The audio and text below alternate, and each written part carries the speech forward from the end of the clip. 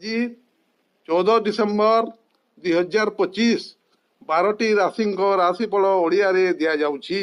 ମେଷ ରାଶି, ଆଜି ଦିନଟି ଆପଣଙ୍କ ପାଇଁ ଉତ୍ସାହଜନକ ରହିବ। କାର୍ଯ୍ୟକ୍ଷେତ୍ରରେ ସଫଳତା ମିଳିବ। ପରିବାରର ସହଯୋଗ ପାଇବେ। ପୁରୁଷ ରାଶି, ଆର୍ଥିକ ଦିଗ ଭଲ ରହିବ। ପୁରୁଣା ଯୋଜନା ସଫଳ ହେବ। ସ୍ୱାସ୍ଥ୍ୟ ପ୍ରତି ଅଳ୍ପ ସଚେତନ ରୁହନ୍ତୁ।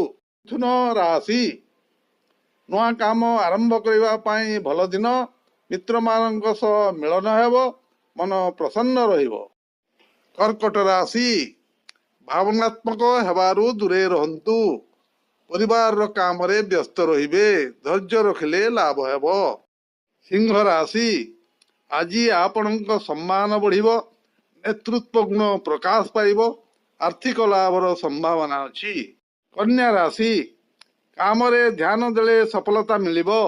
ଅନାବଶ୍ୟକ ଚିନ୍ତା ତ୍ୟାଗ କରନ୍ତୁ। ସ୍ୱାସ୍ଥ୍ୟ ସାଧାରଣ ରହିବ। ତୁଳା ରାଶି, ଦିନଟି ସମତୁଳିତ ରହିବ। ପ୍ରେମ ସମ୍ପର୍କରେ ମଧୁରତା ଆସିବ।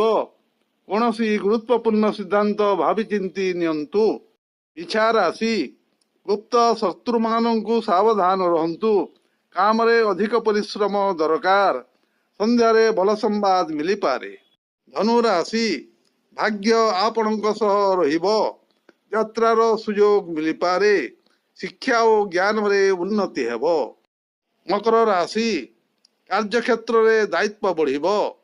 ଧୈର୍ଯ୍ୟ ଓ ପରିଶ୍ରମ ଆପଣଙ୍କୁ ସଫଳ କରିବ। ଆର୍ଥିକ ସ୍ଥିତି ସୁଧାରିବ।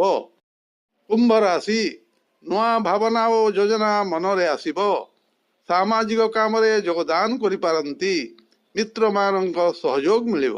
ମୀନ ରାଶି, ଆଜି ଆତ୍ମବିଶ୍ୱାସ ବଢ଼ିବ। ପୁରୁଣା ସମସ୍ୟାର ସମାଧାନ ମିଳିପାରେ। ଆଧ୍ୟାତ୍ମିକ ଚିନ୍ତାଧାରା ବଢ଼ିବ।